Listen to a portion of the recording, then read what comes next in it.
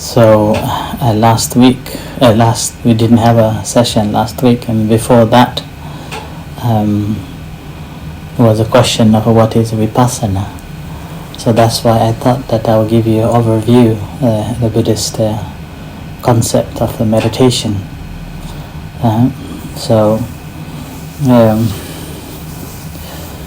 There are two types of meditation. One is called the serenity meditation, or sometimes it is also translated as a tranquility, a calming meditation. The objective of this practice is to gain the calmness of the mind. And this calmness of the mind attains in a very different levels based on individuals' practice, perseverance, and satisfaction. So there are many levels of that attainment. Sometimes people will be just happy that able to sit for sometimes quietly and then free from all the burdens and disturbances, and also known as like a clearing the mind. It's like having a peaceful mind, and nothing to do, nowhere to go, and just settling down. And other times it can be a stage that could develop certain levels of a kind of a psychic powers, supernormal powers, ability to hear far distance, ability to read others' mind, ability to even predict what's going to happen in the future, and so on. So that is also possible. Further on, it comes to the stage that you may have heard that there is a possibility of a levitation. So it is also possible too, and there are some examples as well. So these are the basic objectives of that practice. And in this practice, again, it's not a necessary. It's not necessary that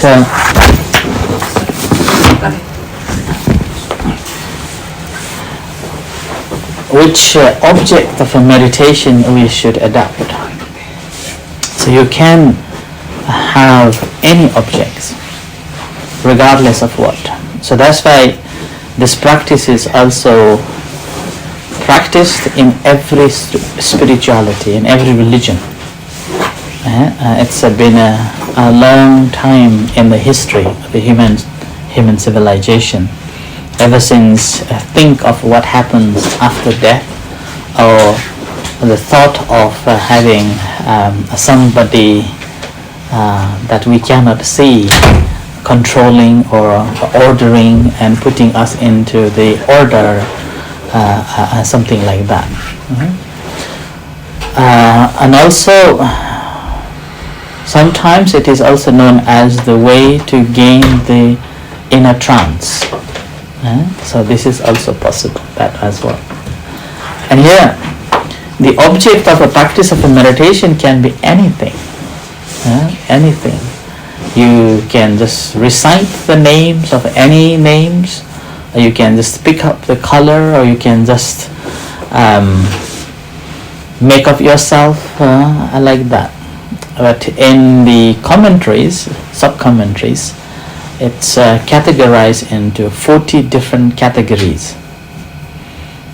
So you can pick up one of those 40 different types of objects, and that's again a categories, and work with that. So in that 40 types, there are involved with the color, the shapes, the earth and the wind and the water, and even a recollection of virtues, recollection of your generosity, your kindness, compassion, like that. So there are so many. So that's also can use it as an object of meditation. And then when we are practicing this again, one thing we have to be mindful that each individual, one of us, every one of us, has a different, it's called a behavior patterns. We are not same. We all have very different behavior patterns. They're called charitas.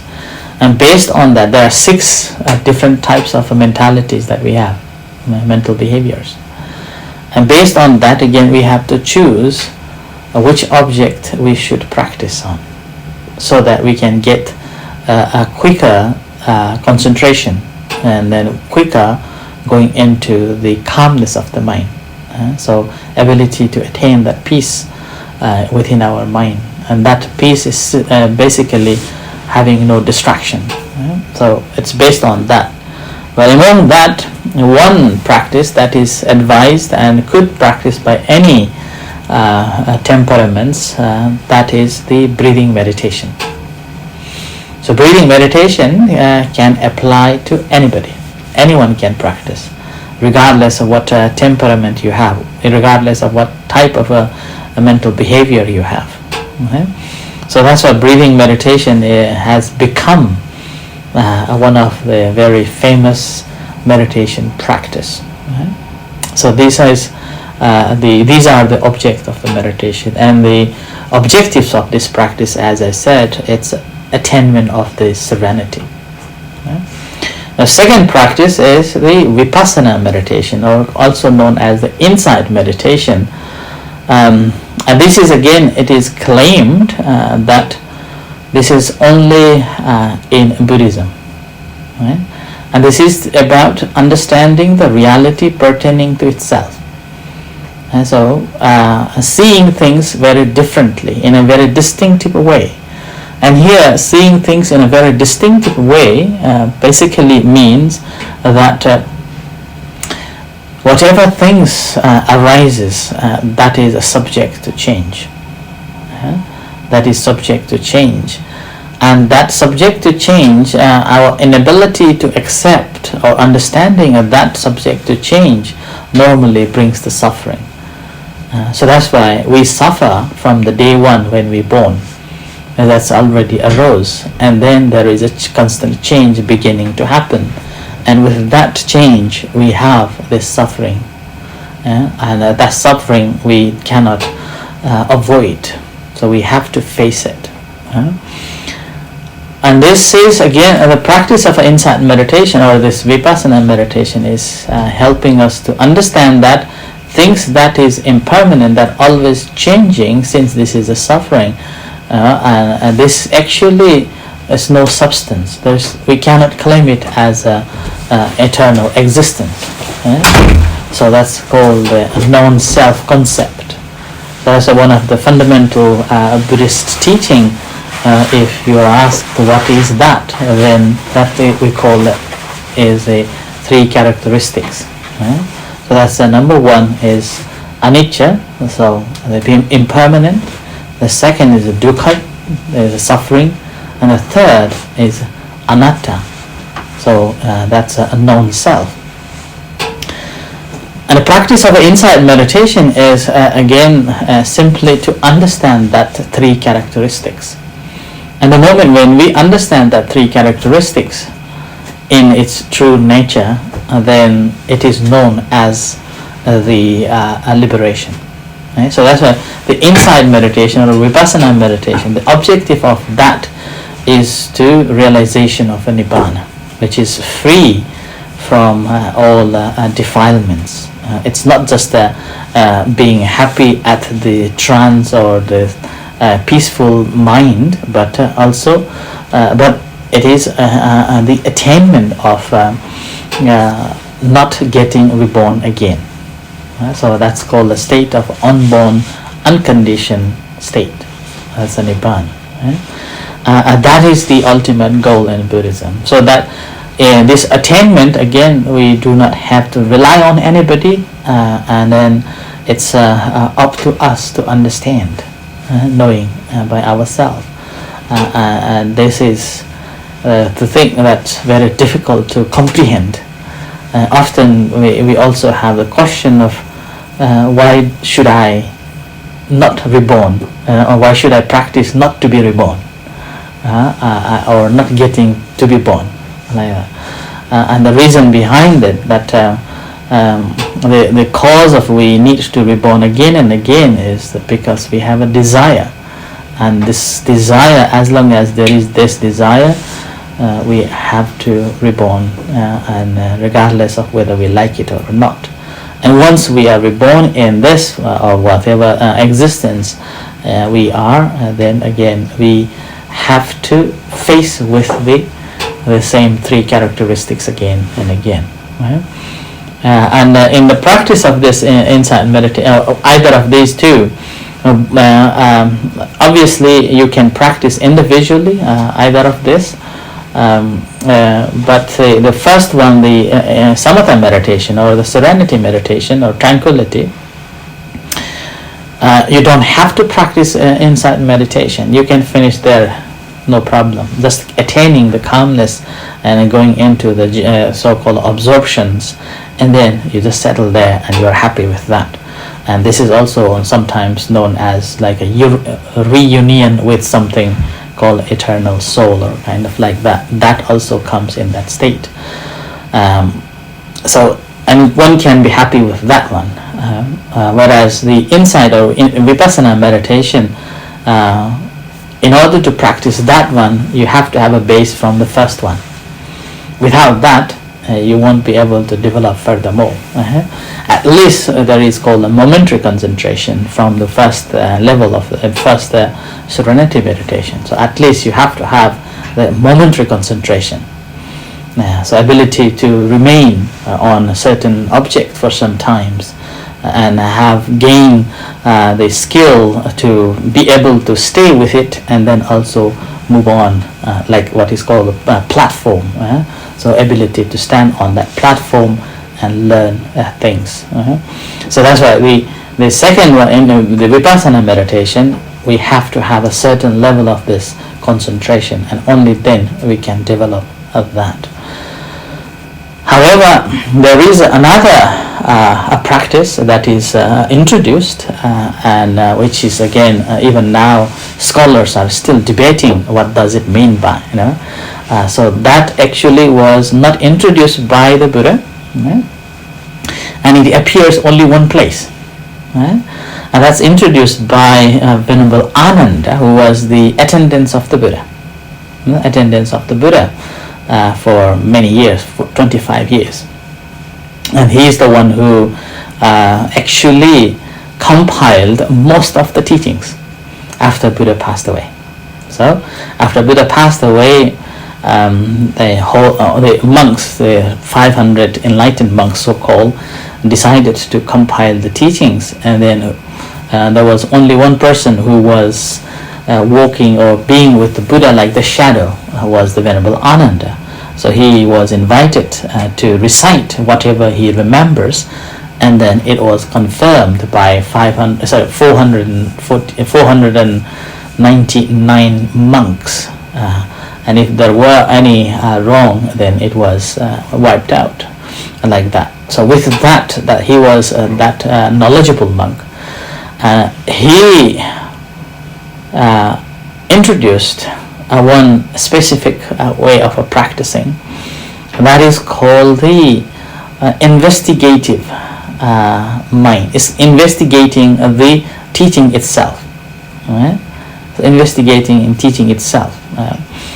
Although Buddha didn't taught that one, but Buddha introduced in other places, like another gentleman who was, his name was Bahia, who was practicing very asceticism as well, and having known that the Buddha was there to teach, he goes to see the Buddha, and then at that time, then the Buddha told him to concentrate on, not concentrating, just reflecting, wisely reflecting on just as a seeing, not there you are.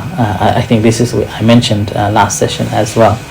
So a similar way Ananda was, Venerable Ananda was introducing that way of liberating. So that's why there are 4 ways of practicing meditation. Right? So 2 main types. That's the samatha and vipassana, or the tranquility meditation and the insight meditation. However, you can practice in 4 ways.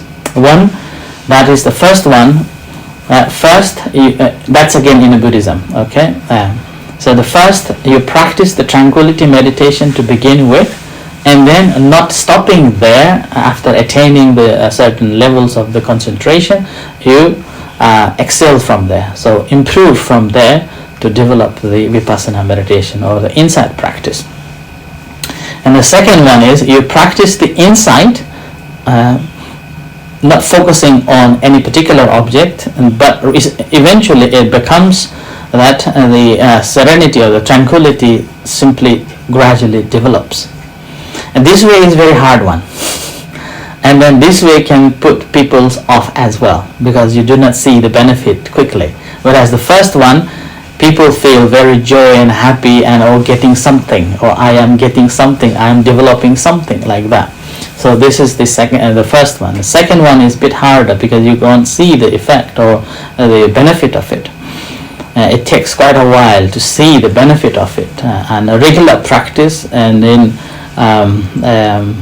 regular ability to comprehend, and then this benefit you will see it, and then you really understand that, oh, actually there are so many benefits. And then the third one is a combination of both at the same time. This combination of both, again, you have a certain level of concentration. In the meantime, you are not attached to it, but meanwhile your mind is open. So it's also known as open awareness practice. So you have one object to work with, but you are not stick with it, but you have open-minded. So whatever comes in, ability to concentrate on that.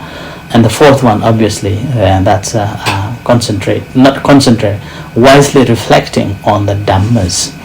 And so this is the fourth way of a practice. Whichever, based on our ability to understand, that will be the way to practice.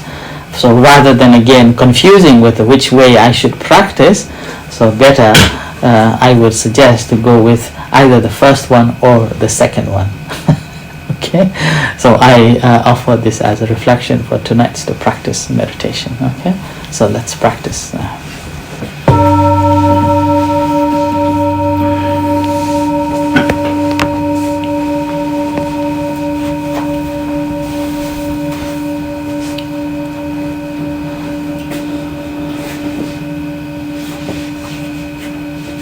So bring your attention to the room here and now.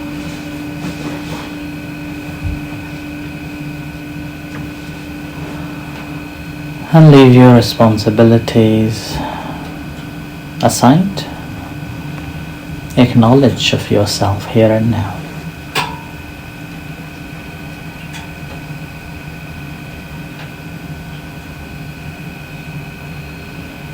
Awareness of your sitting body.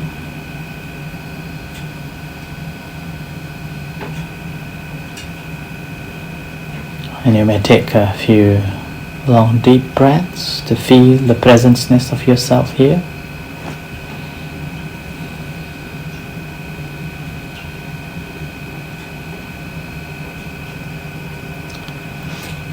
And just let it be.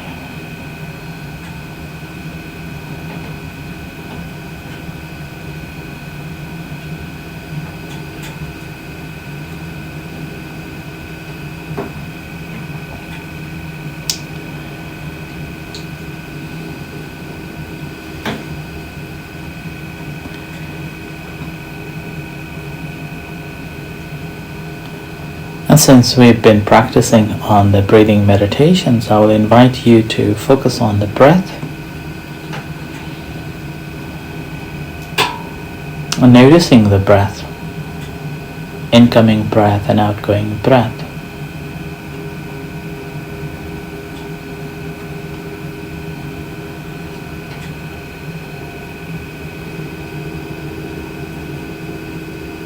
And based on how skillful you have become, so working with that, if your mind is still wandering and restless, unable to focus on the breath, then you may start with counting the breath, either slowly or in a speedy way. 1, 2, 3, 4, or 1, 1, 2, 2, like that.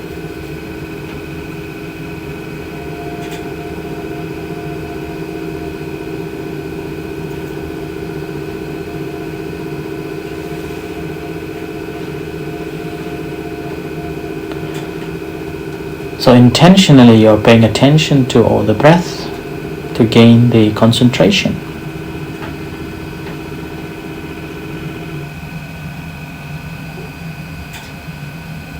That's the one way of practicing. When you're practicing in this way, deliberately you are disconnecting from all the distraction, and with your own intention you have distracted your mind from others to the breath. So intentionally you're working with the breath.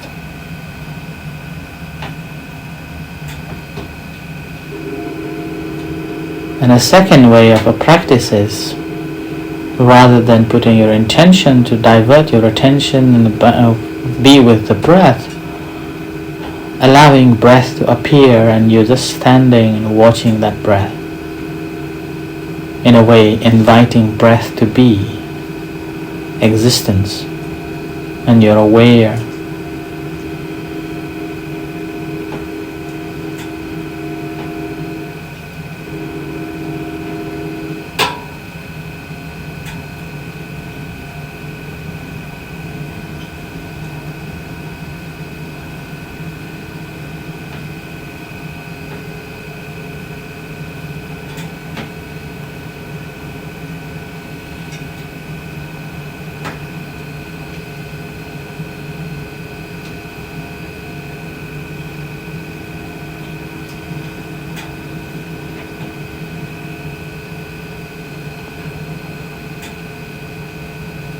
And at this stage, if you are just standing and inviting the breath to appear,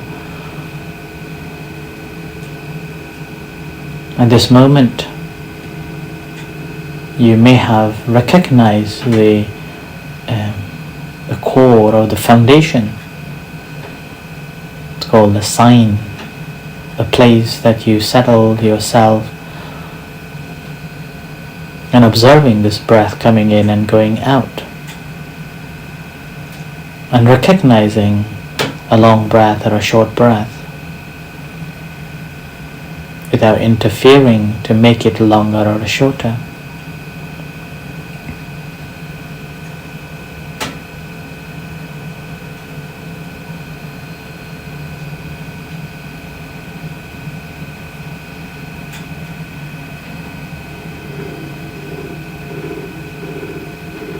And when you're inviting breath to appear in this way, oftentimes you can work with the sound of the breath, hearing the sound as it comes and goes.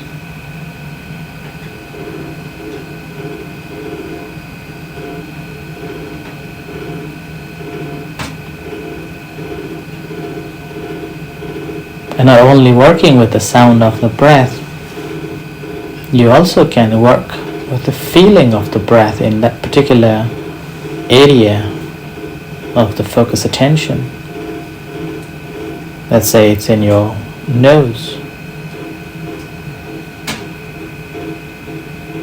So feeling the sensations around.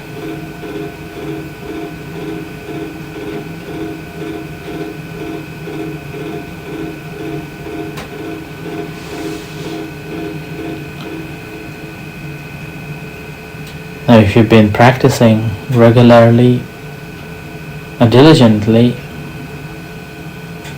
and you may notice that there's a nimitta, or this sign, the area where you are standing and observing this breath coming in and going out, becomes much easier to be with that. And when mind is distracted, simply acknowledging, observing, acknowledging, noting, and let go, and back to this space again.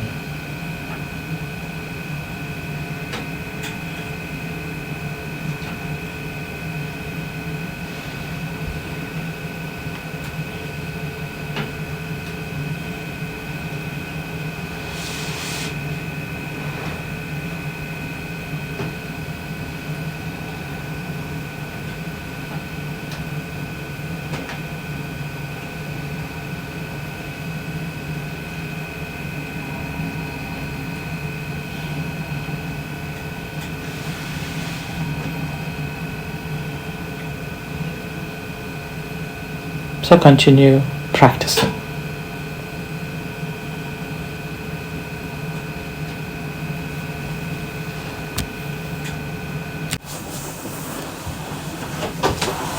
Okay, so anybody wants to share anything or anything you want to ask on the practice of meditation?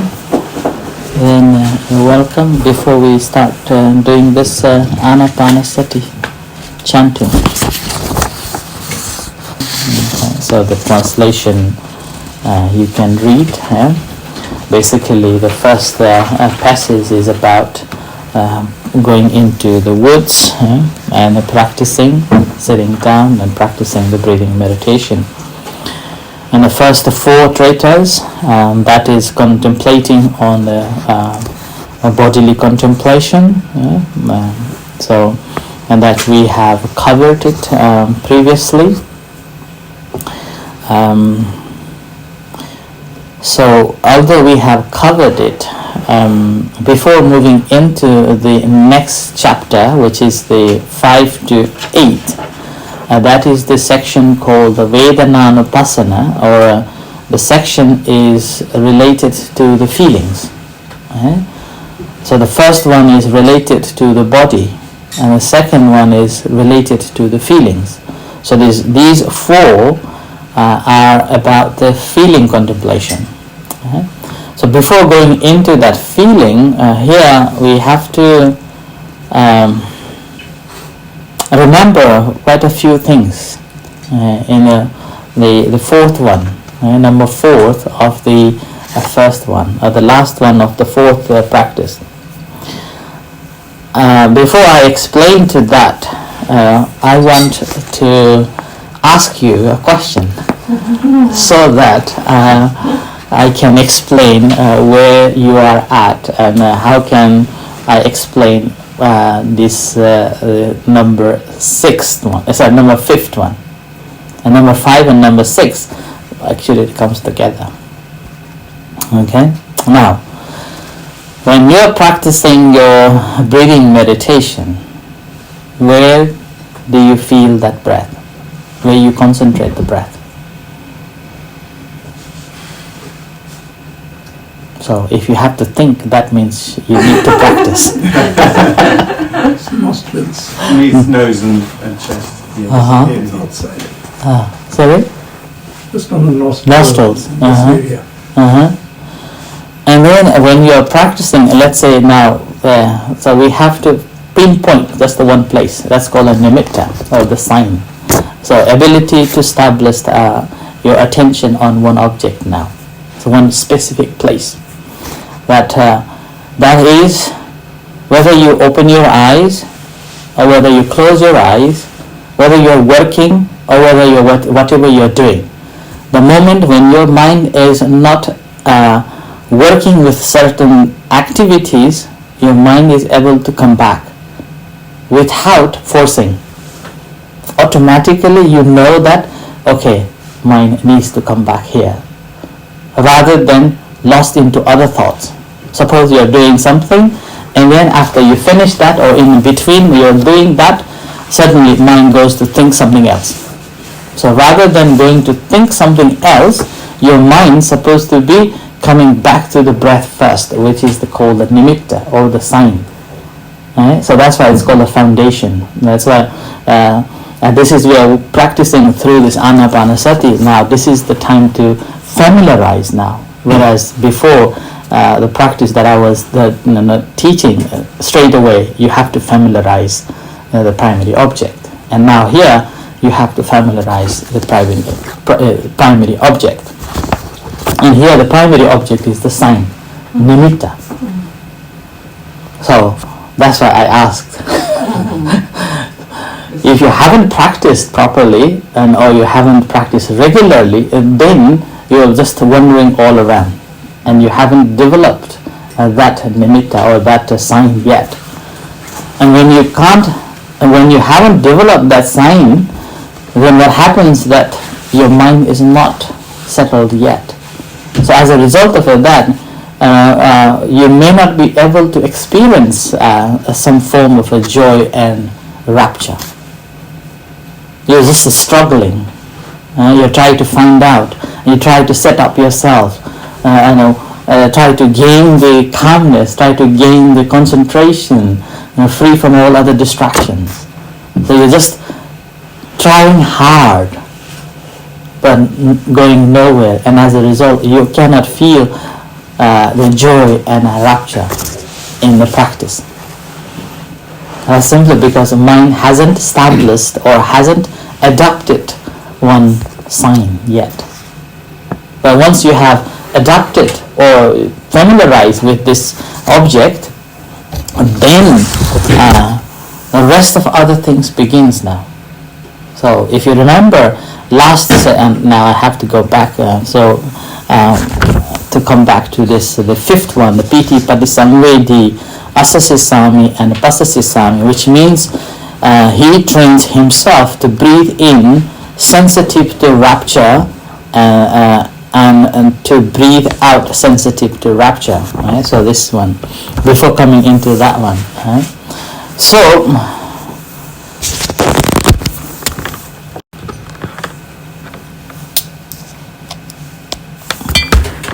okay. Previously I mentioned that you may remember what are the things that forms formation, sankhara. You remember sankhara? What are the things that forms the body and the breath? I mentioned about the different types of a food to sustain and to develop and to form this physical body. And in the meantime, at least of the main elements needed to form the breath, right? And then within that again, breath and the body, in order to maintain and sustain each and interrelated, both are causing to form either of one, either of these, breath and the body, like that. And in that process, what's happening here, that we cannot attain this, or we cannot develop this sign, is simply because there are four factors involved. Right?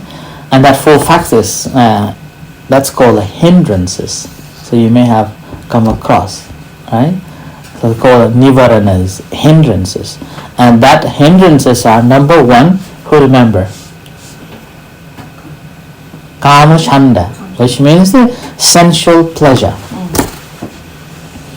So sensual pleasure is one of the dominant cause that hinders our practice, and we cannot develop. So it's like, rather than sitting and meditate, why I'm sitting here? I'm getting nowhere. If I listen, the guided meditation would make much different probably. So that's another thought of wanting. Or rather than sitting, I could have watched the telly, watch the movie, so that I can have a relaxed mind. I would be relaxing myself. So that sort of thing. So that's what the first one is, the sensual pleasure. So that sensual pleasure normally takes us away from the practice.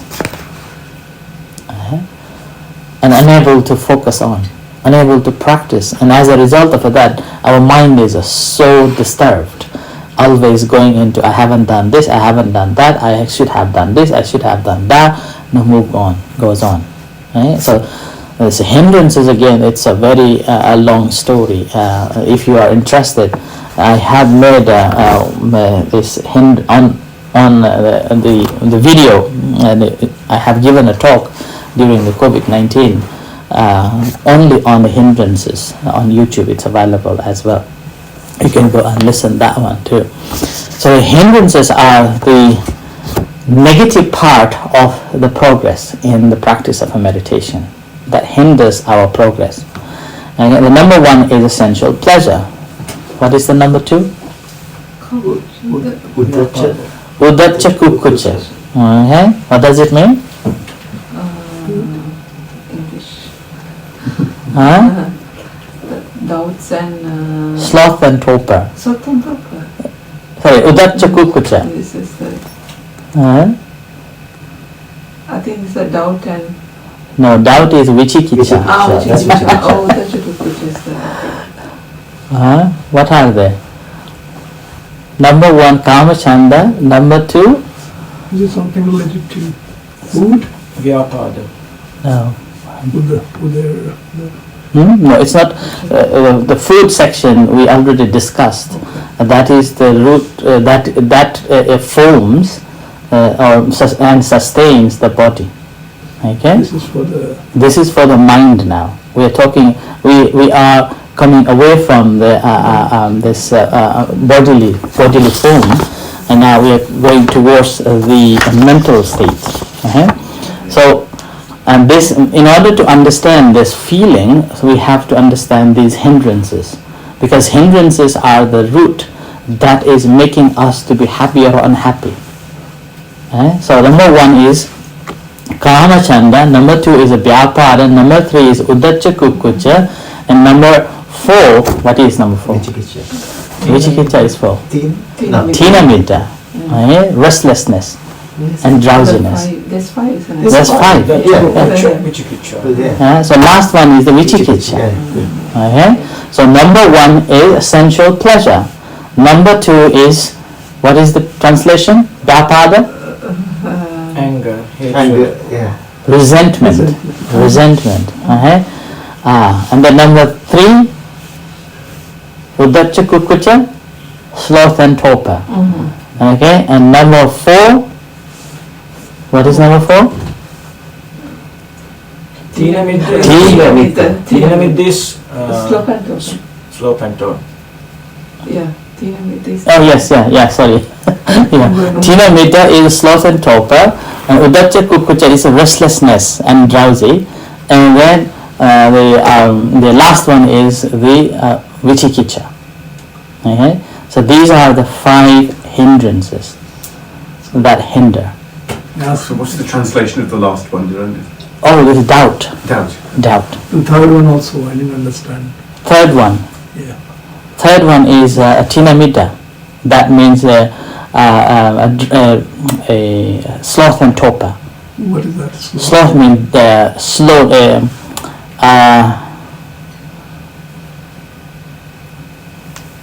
Laziness. Right? Laziness in the practice. Become lazy in various ways. Oh, today I've just eaten, so I will do it later. Or today it's raining, I do not want to do it. Or today it's so sunny, I better go out rather than practicing like that. So that's also these are the five hindrances that hinders. Okay? Now, opposite of that is the attainments. See, and that's why if you have practiced and able to develop the signs or the one particular space that you are working with that, then these five other positive attainments will come. Okay? And so that's why in this fourth one, Pasambhayam, in that state we should have attained, if we have developed the sign, that means two positive qualities been already developed. Okay? So that the number one is vitakka, number two is vichara. Yeah? So applied thought and sustained thought have been already established. If we have established this, then rest becomes easier. Okay? So that's why the vitakka and vichara, or this applied thought and sustained thought, is very important, so that our mind is not distracted by all these five hindrances, but developed into that. And in order to do that, again, there are other factors comes as well. And that other factors is called the panchabalas. So the five strengths. Five strengths. And that simply comes because our mind is settled in that object, and with that we have cultivated the strong confidence in this practice. So before, we have a confidence because we have heard and we have read, so that this practice of a breathing meditation or practice of a meditation is good for me. So that faith or that confidence is not pure confidence yet. That's the investigative confidence at that time. But as you develop and practiced, it comes to the stage that when your mind is so settled, so calm, undistracted, it's not distracted by anything else, and that moment, then you have full confidence. Oh yes, this is working. So in this state, what happens is again that when we are paying attention to this breath, suppose you are paying attention to the breath in your nose, in that case, what happens? You're able to focus this breath for some times, and then mind simply takes the other objects. So mind, which is also known as a distraction. Okay, so you take the other objects. It could be the sound that is coming. It could be the thought that is arising. It could be the pins and needles in your body as well. So that comes. In that case, as soon as that arises, you are not distracted. So you recognize that. After you have recognized it, you make a peace with that one and then leave and come back. When you come back, again, during this time, this coming back moment, what happens that if you have a desire to push that away, the tension generates in your head. Okay? Tension generates in your head, and heart becomes very stiff. Heart is not light and luminous, no. It's become stiff. Okay? So rather than having any thoughts of a liking or disliking in that the distraction, we simply recognize that and release, and then able to come back in that sign. See, that's why it's needed the sign. When you have developed that one, the rest becomes easier. So that's why you need a sign, and that you comes back to this object again without putting any effort on. So that's why I normally use the 4 words: observe, acknowledge, note, and let go. Okay? So observe, acknowledge, note, and let go. And here letting go time is a crucial. So letting go, if that's a negative feeling or unpleasant sensation arises, we tend to push that away. So when we try to push that away, the tension generates in our brain, in our head. The heart becomes tense. In the same time, if that's a pleasant sensation, we want to grab it, we want to keep it. Then again, the tension generates too. Okay? Then heart also becomes again stiff as well at that time. So that's why this letting go is something that we have to work again before coming back to this sign. Okay? So this letting go, if you want to let go, then that's not true letting go. Yeah? Because there is your desire there. And that's a desire. When there is a desire, that means you are occupied by preconcept that you have. Either you want to have it pleasant or unpleasant, want or don't want. Okay? So this letting go is another stage that we have to develop to understand. Okay? So in this case, you are observing that this is, okay? And you watch that, watching it objectively. And when you watch that objectively, our mind don't stay. Our mind normally will not stay in there, because our mind is always changing. So that's why it's called a sankhara. A sankhara, the sankhara. Do you know how many sankharas? How many sankharas? Do you know? 3. Huh? 3. You also mentioned 3 last time as well. 3. What are they? Punyadi Sankara, Anjabi Sankara. Chitta Sankara and Mano Sankara. That's the difference. That's a different. But overall there are 50 sankharas. Okay? 50 sankhara. That's called 50 chetasikas, mental factors. So there are 52 chetasikas, mental factors. Number 1 is the feeling, number 2 is the perception or the samya, and then the rest is sankhara, 50 times, a good and a bad. So I'm not going to go detail on that one. Okay, you can go and find out what are they. But in a summary, as Vinny mentioned, there are 3. So there are 3. So that's why when we are translating, when we are doing the morning chanting, we are translating the sankhara as the rather than is. The Vedana is, so feeling is, perception is, but sankhara Okay. That's the reason. So There are so many, and that's sankhara. That's why good and bad. There's both sides are there. So this, where I am now, where is this coming from here? So this is simpler because this we able to understand that, and then we able to let it be without having any creation, without having any wanting or desire on the distraction. So that's why in the practice of insight vipassana meditation there is no distraction, because distraction itself becomes the object of meditation. When it becomes the object of meditation, everything becomes the object of awareness. Okay? And that's why the moment when you recognize, then that's done. Suppose you have a doubt, and you look for the solution. You look for the solution because you have some preconcept of that must be the solution, the answer. And that may not be correct for you, but it makes sense to you, and that's why you feel that your doubt is eradicated. Actually, is that the doubt purely or correctly eradicated? No, that's just another perception. It's not the true doubt yet. Whereas in the practice of insight meditation, what we're doing, I am having this doubt. Ability to recognize that doubt itself is the ending of there. Ends everything. That very moment of a recognition.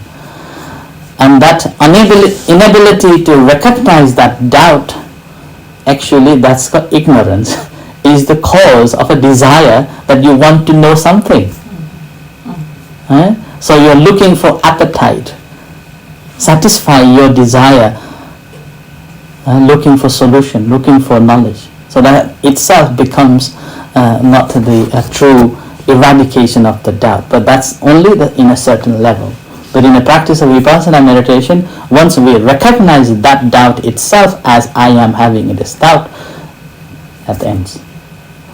And that is the end of actually Four Noble Truth there happens. So that's why we're recognizing this distraction as it is, and that moment when we recognize it, letting go happens on its own way. So that's the natural letting go. There is no desire at all.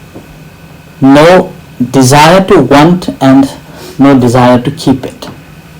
So at that moment, that's why mind needed a sign to be somewhere neutral. Otherwise, what happens after we recognize that, mind will go find something else, because mind will not be staying alone. It needs something to have some all the time. That's called the mental factors. That's the chetasikas, right? So always need that mental factors. So that's why once you have that signed, confirmed, and the mind simply comes back there. So this process, what happens now? Early on you have this confidence or belief that this meditation helps. Now it confirms now, strongly confirms. And this is not from knowledge that you read, knowledge that you get from reading or listening the talk, but this is from experience, your experience teaching you that this confirms, this works, and this is how it becomes the experiential knowledge. It's called a bhavana me panya in one state. When we have these two, so we have this confirmed confidence or faith in the saddha, in the practice, and then you can see that completely, and you have this wisdom. Okay, what happens now? You put more effort on that, right? You put more effort to practice. It is working, now I need to work. You put more effort, and with that putting more effort, what happens? Mind becomes more concentrated. Mind will get more power to be in that the sign, and with that the mindfulness also gradually becomes stronger and stronger. So when these 5 factors confirmed, then at that time you will feel this rapture and this joy. Wow, what a wonderful meditation this is. What a wonderful this meditation. And here, that's why it comes to the 2 stages. There's a rapture and a sukha, the happiness. They both and it's coming like a hand in hand. Both like a coming. Happiness follows, but this similar feeling of this happiness. There's another simile I can think of. Suppose we are driving down to Birmingham or Manchester or London.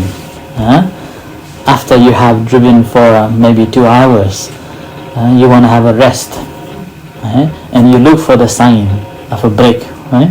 Service. What happens when you can't see the service yet? You desperately need for the rest, but you can't find the service yet. What happens? What happens in your mind? Restlessness. Right? Increased focus to look for the sign. Look for the sign. More desperation. Yeah. Okay. And as soon as you see the sign and says 2 miles ahead, what happens in your mind? Relax. Happy. So that's a relaxation. That's called a joy or a rapture. So in the practice of a meditation, there's a reading meditation, that also similar happens. What's the difference between like happiness and like rapture and? That's why I'm coming here. Oh, coming here. Yeah. So you saw the sign saying the service in 2 miles.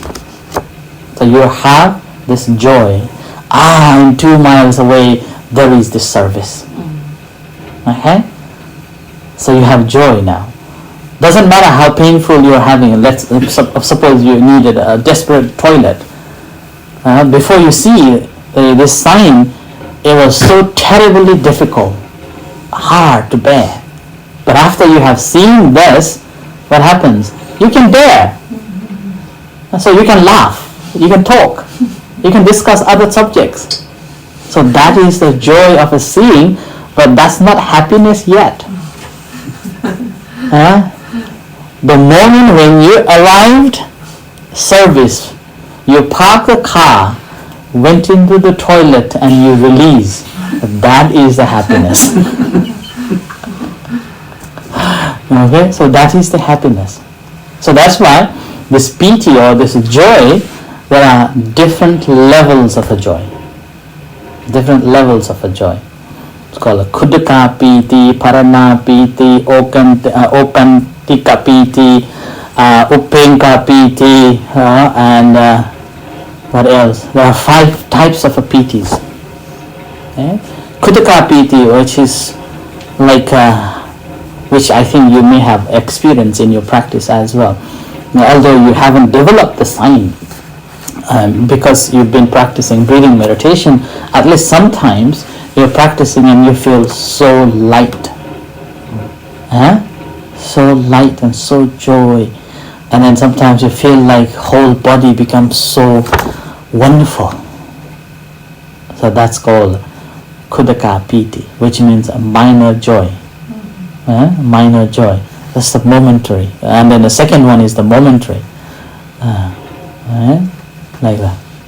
So these types of little experiences you can experience. So and now, if you have developed the sign and you've been working with that, there's so many possibilities that you will experience the joy. The joy of, like I think you may have experienced as well. Have you ever noticed that when you're meditating and something is crawling in your face? Have you? So that's also kind of a joy actually. Because of mind settled on the object. And there is no distraction. This whole 5 hindrances subsides there. Kind of a suppressed. So that's also there. And then sometimes you feel like you're this what's called goosebumps, rising goosebumps, simply because your mind is so calm and settled. And that's also possible too. And then now if you have developed the sign and are working with that sign, at that time again there are possibilities that you can make yourself big and small. You can see different other signs as well. Unfortunately, we have to stop here. Maybe next time we'll focus on only PT, the 5 PTs, and then after that, then we'll come to this